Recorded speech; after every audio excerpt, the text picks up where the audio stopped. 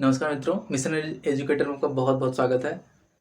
जैसे कि आप लोगों ने भारतीय इतिहास, प्राचीन इतिहास में धर्मों के बारे में पढ़ा हम लोगों ने। जैन, बौद्ध, वैष्णव, शैव धर्म समाप्त होते हैं, तो आगे हम चलते हैं इसी कड़ी को लेते हुए। मौर्य साम्राज्य आज पढ़ेंगे हम लोग।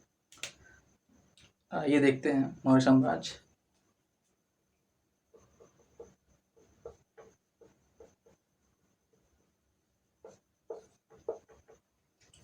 मौर्य साम्राज्य के पहले चलते हैं, थोड़ा सा नंद वंश चल रहा था। नंद वंश के अंतिम राजा घनानंद थे, जिनकी हत्या करके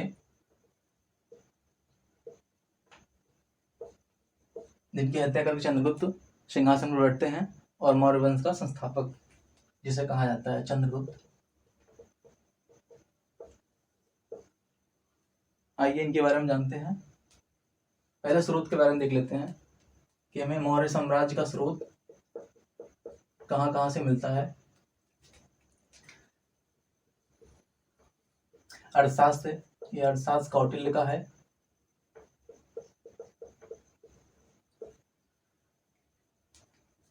और इसके बारे में विस्तृत चर्चा करेंगे अभी। और फिर आगे देखते हैं जैन और बौद्ध ग्रंथ से। और फिर आगे मेगास्थनीज की पुस्तक है इंडिका में। और फिर कथा सरित सागर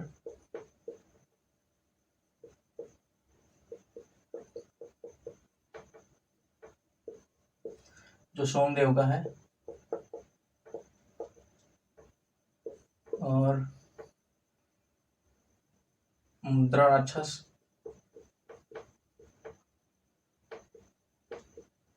जो विशाख दत्त का है। और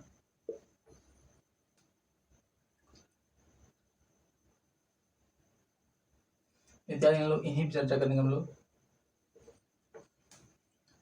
अर्थशास्त्र देखते हैं पहले हम लोग।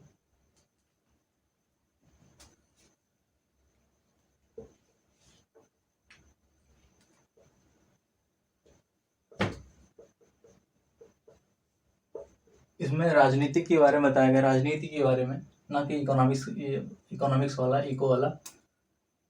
इसके लेखक हैं कौटिल्य, और इनका और नाम मिलता है विष्णुगुप्त और चाणक्य।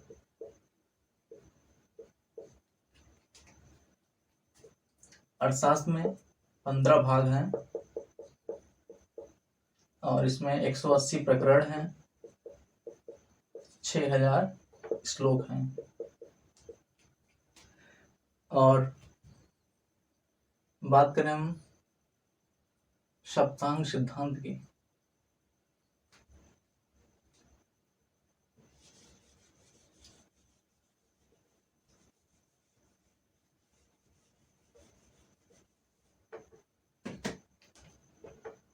राज्य के सप्तांग सिद्धांत बताए गए हैं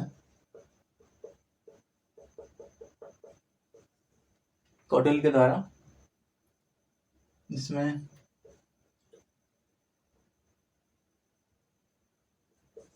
सिर होता है जो राजा होते हैं, और आंख उसके अमात्य होते हैं। अमात्य अर्थात उनके श्रेष्ठ, वरिष्ठ अधिकारी या मंत्रीगण। और बात करें हम थर्ड, उनका मस्तिष्क, सेना होती है। बात करें फोर्थ, मुख, धन या कोष। बात करें फिफ्थ,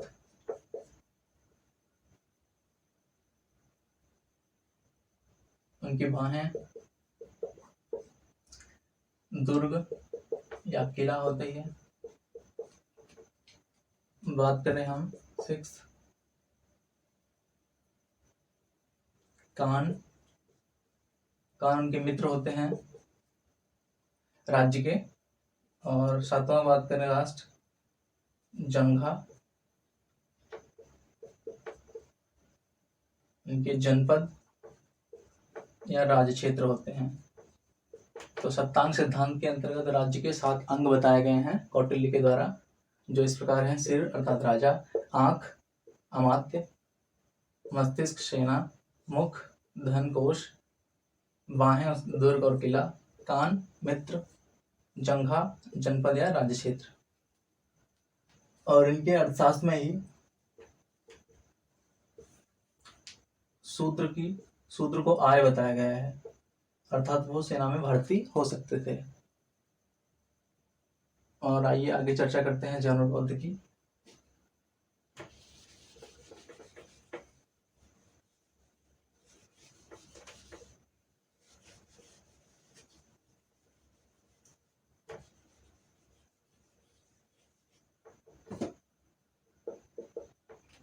जैन और बौद्ध में बौद्ध ग्रंथ है एक दिव्यावदान एक बौद्ध ग्रंथ है, जिसमें चंद्रगुप्त को क्षत्रिय बताया गया है। और जैन का एक ग्रंथ है, जैन ग्रंथ की बात करें हम लोग, परिशिष्ट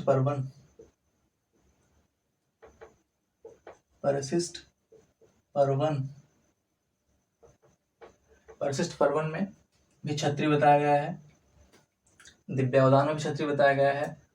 और मेगास्थनीज इंडिका की बात करें, मेगास्थनीज इंडिका अपनी पुस्तक में, मेगास्थनीज जो है ये यूनानी है, सेल्यूकस का राजदूत है ये, जिसे चंद्रगुप्त के दरबार में भेजा गया था। और इन्होंने भी चंद्रगुप्त के बारे में चर्चा दी है अपनी बुक में। कथा चरित्र की बात करें तो सोमदेव द्वारा लिखी गई है। इसमें घनानंद का पुत्र बताया जाता है चंद्रगुप्त मौर्य को। मुद्राक्षर विशाखदत्त की बात करें हम लोग तो इसमें वृषल बताए गए हैं, वृषल अर्थात शूद्र, चंद्रगुप्त मौर्य को शूद्र बताया गया है इसमें। और कथा चरित्र सागर में घनानंद का पुत्र, इंडिका में इनकी जानकारी बताई गई है कुछ। दिव्यावदान की बात करें, इन सब में क्षत्रिय बताया दोनों में। अर्थशास्त्र में आप लोगों ने देखा पिछले। अब आगे चलते हैं हम लोग।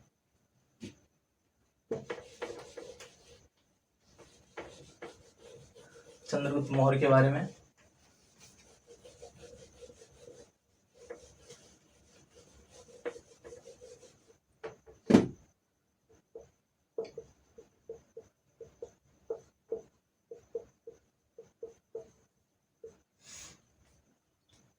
इनका शासन 322 से 298 ईसा पूर्व तक चलता है। और बात करें चंद्रगुप्त मौर्य की तो जंगल में खेल रहे थे। इनकी एक कहानी है, जब कौटिल्य को अपमानित करके निकाला गया था घनानंद के द्वारा, तो वो जंगल से जा रहे थे, तो विंध्याचल जंगल में इनसे मुलाकात होती है एक बच्चे से, जो बच्चा राजकीलम नामक खेल खेल रहा था। और ये बच्चा चंद्रगुप्त मौर्य थे। उन्हें ले जाकर तक्षशिला में लगभग 8 साल प्रशिक्षण देते हैं कौटिल्य। फिर युद्ध के लिए बोलते हैं, तो फिर ये युद्ध करते हैं तथा ये धनानंद की हत्या करके मौर्य साम्राज्य को स्थापित करते हैं। और बात करें इनकी आगे,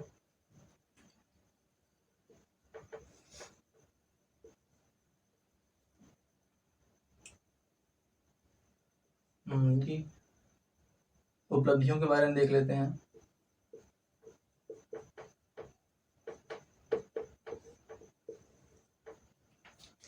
इनकी उपलब्धियां इस प्रकार हैं: उत्तर पश्चिम सीमा पर विजय करते हैं। पहले ये मगध पर आक्रमण करते हैं, लेकिन मगध में पराजित हो जाते हैं। एक कहानी इसमें भी है कि एक बच्चा जो है गर्म चपाती को बीच से तोड़ना चाहता है, लेकिन उसकी माँ उसे रोकती है।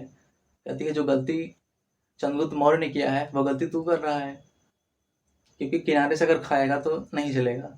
अर्थात वो पहले मगध के किनारे किनारे विजय करे तो वह मगध को जीत सकता है। तो उसे प्रेरणा लेते हुए ये फिर उत्तर पश्चिम सीमा को जीतते हैं, अर्थात पंजाब और सिंध उस पर विजय करते हैं। देन मगध विजय, मगध पर घनानंद की हत्या करके विजय करते हैं। फिर आगे सेल्यूकस इनका युद्ध होता है। सेल्यूकस सिकंदर का सेनापति था, क्योंकि सिकंदर यहाँ से लौट गए थे दस्ता नदी के किनारे से।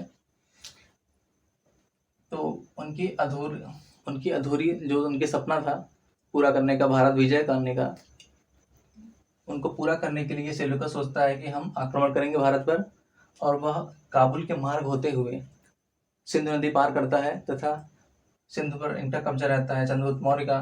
तो उनसे युद्ध करना पड़ता है और वह पराजित हो जाता है। सेल्यूकस यहाँ पराजित होता है, वह संधि करता है। संधि करके वह अपनी पुत्री हेलेना से चंद्रगुप्त मौर्य का विवाह करता है। और प्लूटार्क के अनुसार 500 हाथी जो है उपहार में देता है। और आगे देखते हैं।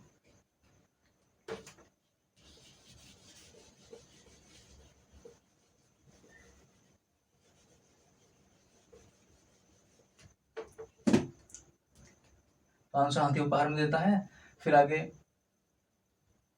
4 राज्य भी देते हैं, हेरात, कंधार, काबुल, मकराना तट।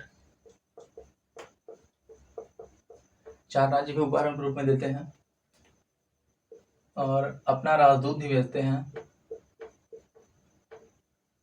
इनके दरबार में, मेगास्थनीज को। और फिर इनका अंतिम होता है भारत, संपूर्ण भारत विजय।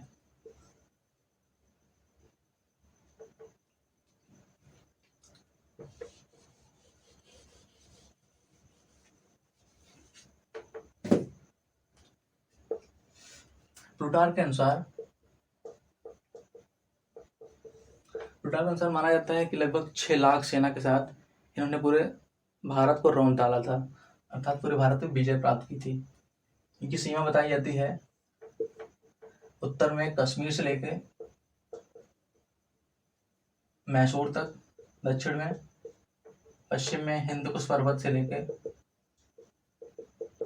बंगाल तक। और इन सब विजय के बाद ये अपने पुत्र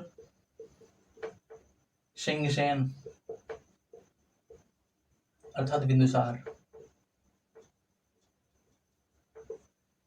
को राजा बनाते हैं और स्वयं जो है चंद्रगिरी पर्वत श्रवणबेलगोला अर्थात कर्नाटका चले जाते हैं तथा वहां पे संलेखना विधि से अपने जीवन लीला समाप्त करते हैं। फिर आगे कल से हम बिंदुसार और अशोक को देखेंगे। तब तक के लिए धन्यवाद।